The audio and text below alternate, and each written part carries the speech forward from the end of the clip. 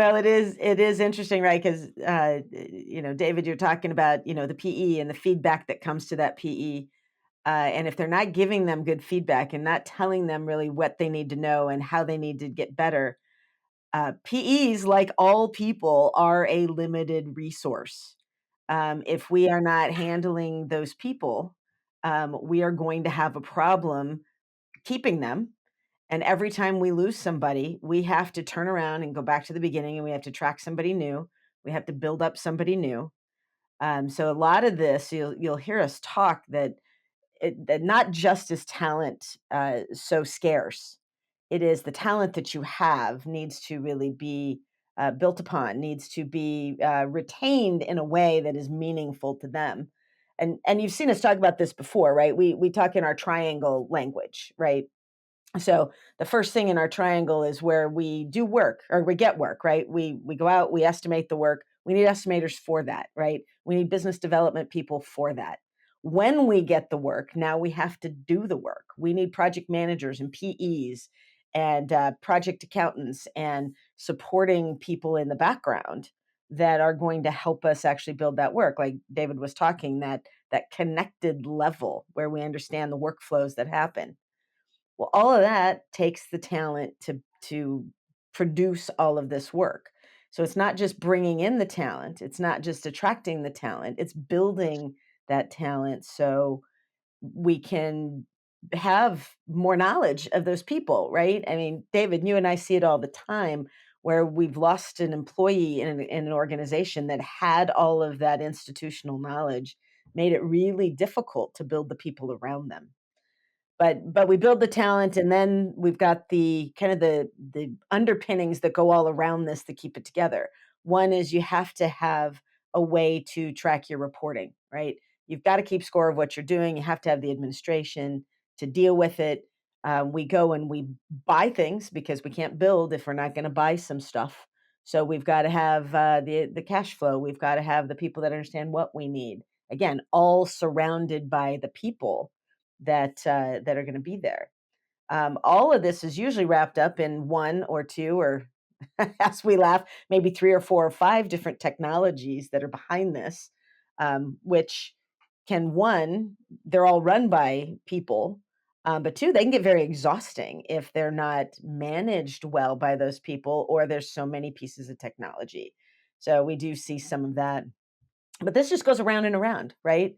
This is a continuous cycle that to be sustainable, to sustain that growth, we have to look at all of these pieces of this triangle. But really, it is about building the talent that keeps the rest of the pieces stuck together, right? They're the actual people doing the work in the rest of it. So we can't forget that they actually have to be built just like anything else. And in our opinion, right, the talent value stream is a great way to take a look at it. So we will be, well, I guess let's just go and talk about the basics, David, and we'll see what we'll just start from there. So the basics really are we move from having to plan what we want to do, right? If you're that stage one, chances are stage one growth is going to be, oh, geez, I need some help, tomorrow. I just got uh, this TI job I'm going to do. I better go find somebody. And that's fine. Their planning their talent needs can be perfect for them at that stage. But you start to get up into, again, your stage 3, stage 4, and we're looking out a little ways further. Stage 5, stage 6, we may be out, a year or 2 or 5 in advance. And we'll talk a little bit more detail. We'll give some examples of that. But it's really about sitting down and actually planning what those needs are. And then once you plan them, where we mostly sit is in gonna be our next, arrow here, which is the recruit to hire.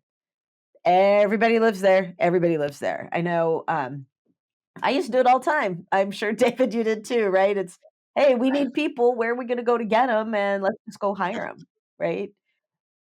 Run some ads, get the resumes in, get the applications in, start sorting through it. Yeah, Yep. yeah, so we that's norm Call the hall. Yep. That's Yep. normally where we live because we look at it as that's the everything, right? Because it's the inflow of people.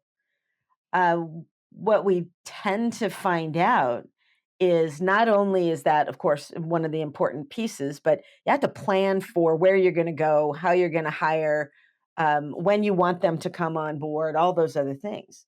So there's a lot that goes into recruit to hire. We just know this is where everybody tends to go, tends to live. But how many people have thought about the next step, right? The onboarding.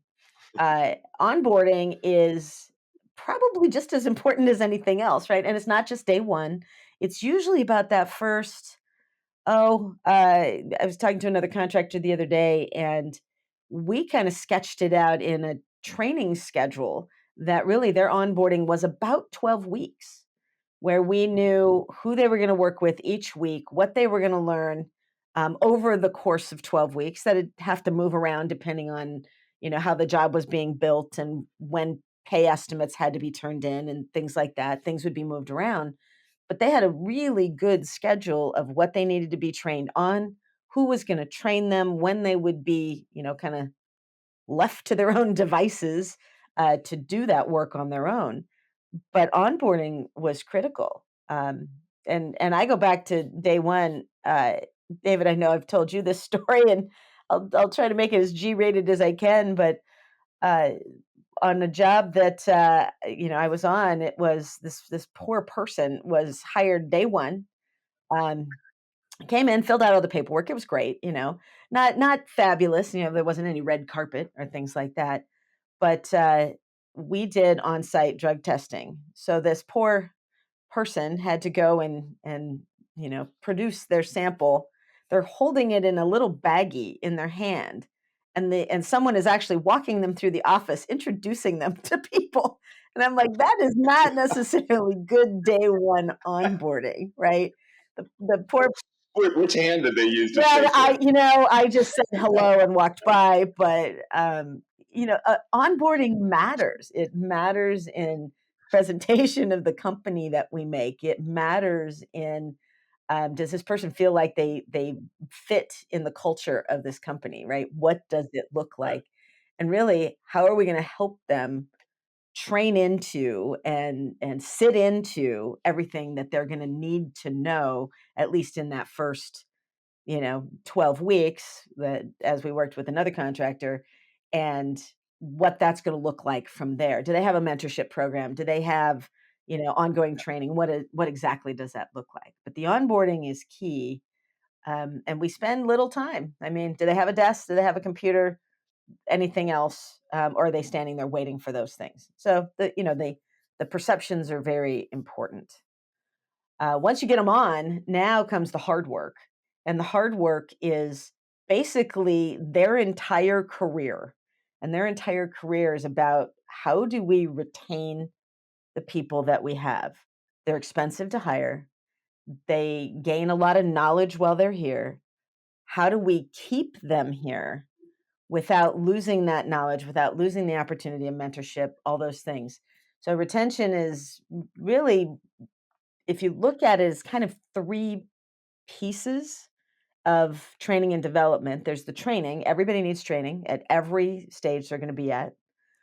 Even the CEO probably needs training on how to how to handle the new iPhone, right? Whatever that might look like. But there's training at every level. There's also then professional development. Is this person loving their life, loving where they are, loving the job that they're doing? And can we continue to train them in the depth of the role that they're in, right? That mastery of that role. How do we get them there if that's where they are? And boy, help us. It would be great to have 90% people like that love their job, show up every day, give it 100%, and can't wait to jump out of bed and come in the next morning. Then there's the leadership development. What does a trajectory look like to get from, doing your work to managing others or managing managers? What does that look like? Providing that trajectory, that leadership training, and seeing who would be good at it because it's entirely different. Uh, as we both know, it's entirely different to move from doing the work yourself to managing others that are doing the work. So that's really where we look at that retention and development. It also includes, succession planning. It includes all sorts of pieces that go with how do you Right. keep people engaged? How do you keep them in the workforce, in your workforce, and getting them to be the people they want to be, right? How do you connect them with the projects that are going to make them the happiest, which then, of course, gives you delighted customers? Then we get to the piece that we Can tend to. on Oh, this yeah, go ahead. Oh, I was gonna say, I on this, I loved one of the things that, and we'll get into, is definitions of, because there's so many different conflicting definitions when it comes to talent, and this is one that I absolutely love how you separated out the difference between training and development, because a lot of people think, oh, they're synonyms, they're the same. And so when I just want to go back to the onboarding, so when you're looking at that onboarding phase, just to be clear, that is from the time that I've kind of accepted the job offer, and really all the things that happened to me from the time I've accepted the job offer, even kind of pre my first day, and all those communications to make me feel good about the Yeah. company, prepared. Then there's like the general orientation to the company. Where are the restrooms? Here's my key to the building or truck, or what have you. Drug testing. Hopefully, to get to do it in private.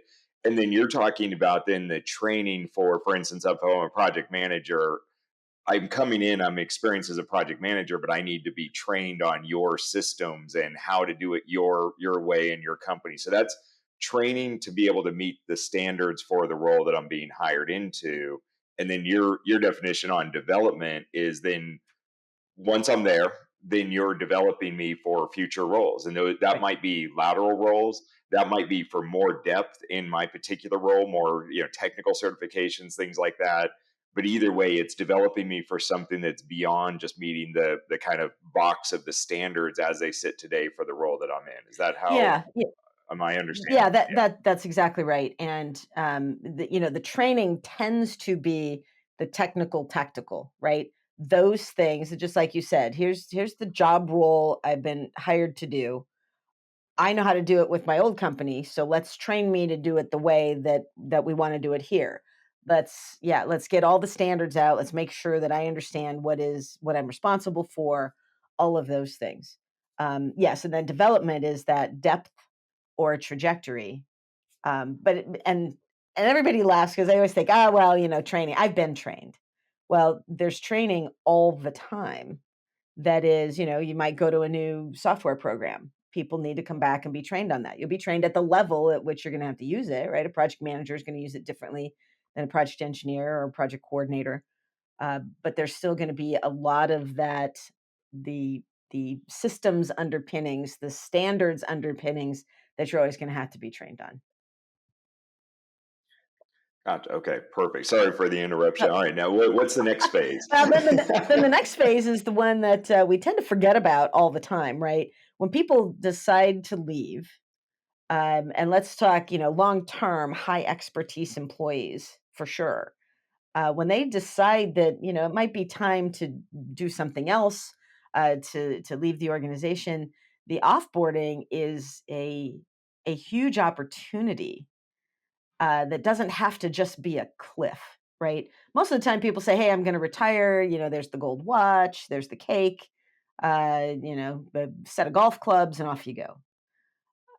If there were back to kind of that professional development and retention, if we started conversations with people that were going to be retiring and looked at what are the things that you really want to do, what's the difference in this organization you still want to make, and does that difference look like, their time commitment? Is it 4 days a week? Is it 6 months a year? Is it 9 months a year? Right? Do they want to take 3 months off and go to Europe every year? What does it look like? Logistically, what does it look like? Administratively, what does a compensation program kind of look like around that? Are they included in benefits or not? But to me, most strategically is when you go in and you've got your strategic plan or you've got your business plan coming up and those things that you want to do, and you consistently have, number kind of 4, 5, and 6 that just never quite make it to the top 3. So they always get pushed aside. Those are beautiful connections between, we go way back to the beginning of this. We go back to here's the people and here's the project. The project can be a special project. And how do you connect the right person to the right project to get something completed for the organization that makes sense to move the organization forward?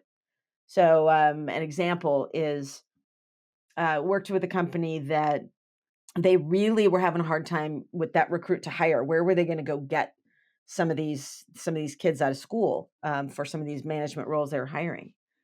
Well, we were talking to them, and they have a special skill set that is the company does. They do work that many people don't do.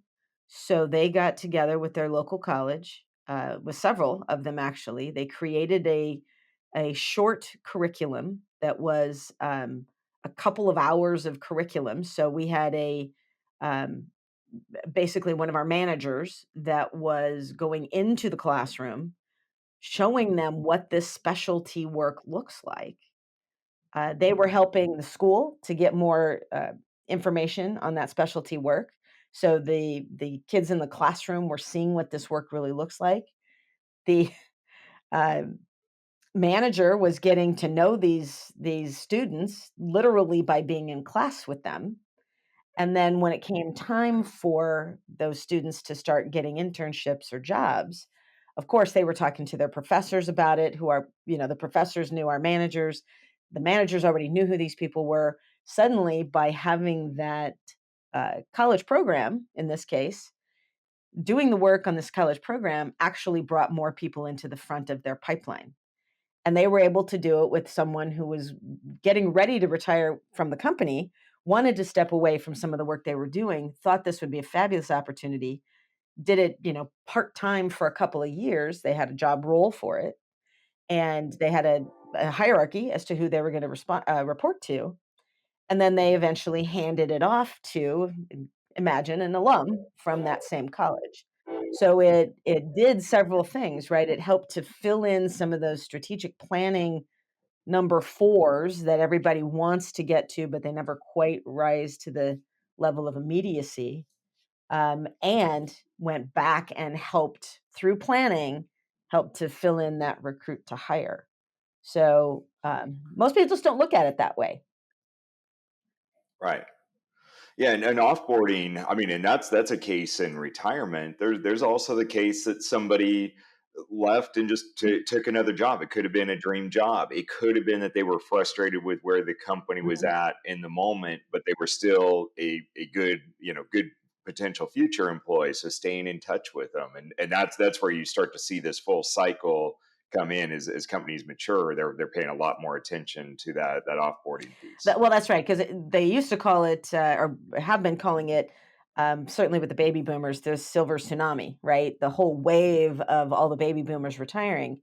And now, companies are referring to it as silver mining, right? They're going back and they're looking at the people that have left and said, "Hey, is there something we could do?" Again, that whole Right. professional development, what can we do to help make your life the life you wanna lead in the hours that you wanna give us? And it's turning out to be a win-win for just about everybody.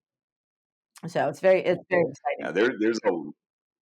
there's a lot there, and we're only going to touch on that a little bit. But in that offboarding, and there's also the offboarding of if I'm just really not a good fit for the company at all, and then I'm offboarded. You can, the simple way you could be like, well, Dave sucks, he's gone. We're glad for that. But what we really have to do is put this back into an improvement cycle and go back to was our planning accurate? Was the, were the job roles, right? Was the workflow, were the standards right? Was our recruit to hire and our selection part? Like how did I make it that far, right? You're never going to solve for everything.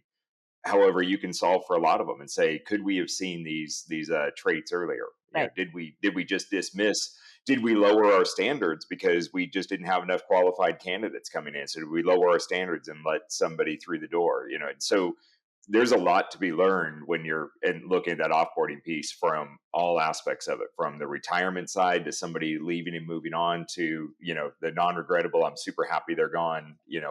All of them have value. Yeah. Well, and we'll So definitely talk more about this when we, in our next series where we talk about role transitions, because really you're offboarding from one role transition to another. So you have to be offboarded off of that right, one, onboarded to the new one.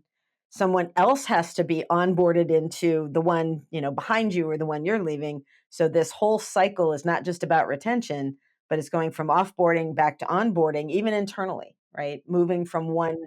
job role to another. So we'll talk about that. That's a good point. Yeah. So there's the kind of macro cycle at the Yeah, company level, and then there's the mini cycle, the talent value stream that's within each role. right. So now this gets down to every contractor basically follows these phases to some degree. It's just that we're going to work to put some vocabulary to it and break them down into some more detail, and knowing that as a contractor progresses, they all get more complex. So how's the alignment look? I know when you're talking through this, it's what the stage they're currently at, the trajectory and current capabilities and capacity. Like, how do you see all of that coming together in terms of defining, I guess, where the talent value stream is at for a given contractor? Well, that's the thing, right? When we talk about this, the stage one contractor, uh, their their talent value stream happens. Hey, we need one person. I know a guy, or I know a guy who knows a guy. Get him out here and just let him work until he doesn't want to work anymore. So the talent value stream can be very, very quick in the front and very long in the retention at that stage. So really, the depth of each of these pieces is going to depend on where you are, the number of people that you're going to hire, how far out you're looking. Right, stage one, two, three is going to look at it completely different than a stage, maybe three, four, and certainly than a five, six. Right, the growth of the person, the growth of the organization, past and present, right, is going to have a lot to do with where you're going to be sitting in this talent value stream, or how quickly you're going to be running the circle. The bigger you get, the longer it takes to run through this whole cycle. And you're probably running the big cycle again, the big kind of org development. You're running smaller cycles at projects, but this really is going to be very independent, or very dependent on the stage that each of the contractors is at. And then when you look at your capabilities and capacity, what are those, right? What is your capacity? What is the individual's capacity? What is the organization's capacity to bring in more people? Can you be retaining, training, and developing at the same time you're recruiting to hire? Do you have the internal structure to be able to manage those people, and to understand the capabilities of one, the people you're bringing in, and two, the people that you've already got there? Do they have those same talents to be able to do the training and development? So it's a very complex thought, but really when you work through it, literally one step at a time, you see how quickly you can move through one versus the other. Again, stage one versus a stage six.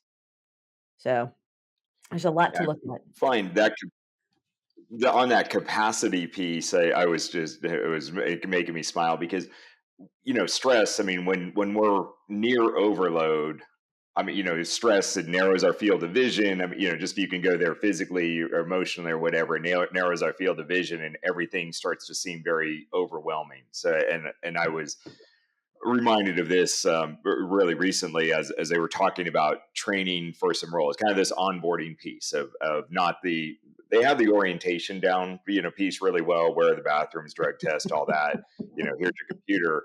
What they were struggling with was the how to bring somebody, how to train and bring somebody up to speed, in the role. And they were struggling because they were, with talent shortage and everything, they're kind of a person down. So, for the team that they need, they're a person down. And so everybody's really, stressed and running. but lack of training and lack of hitting the standards doesn't necessarily make that process better. But then how do you get the training Yeah. in and this and that? And so it was nice because we were able to just to sit down and take what they had, which was actually a pretty beautiful list of 50 or 60 responsibilities that project manager, between a project manager and a superintendent, what they had a really good responsibility matrix. And it wasn't the best responsibility matrix, but it was at least a list of all of the tasks, and it was specific enough. And then we were able to start breaking that down and getting people to think about the difference between, like, the manager doesn't have to be the one that's training somebody on everything. It's like, who can reasonably train somebody on to do this task, who can even train them 80% on this task, and you could just do the last 20%.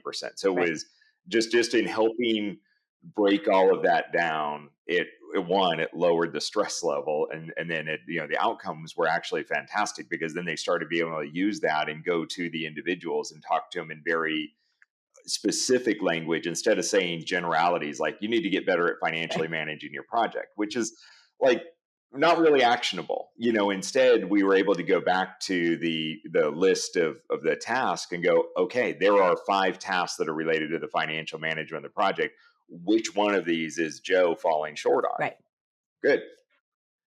Okay, why is he falling short on that? And when you actually go to why, and you have that specific list, it was a lot easier to do, and then they could get back into the training. It was the aha moment.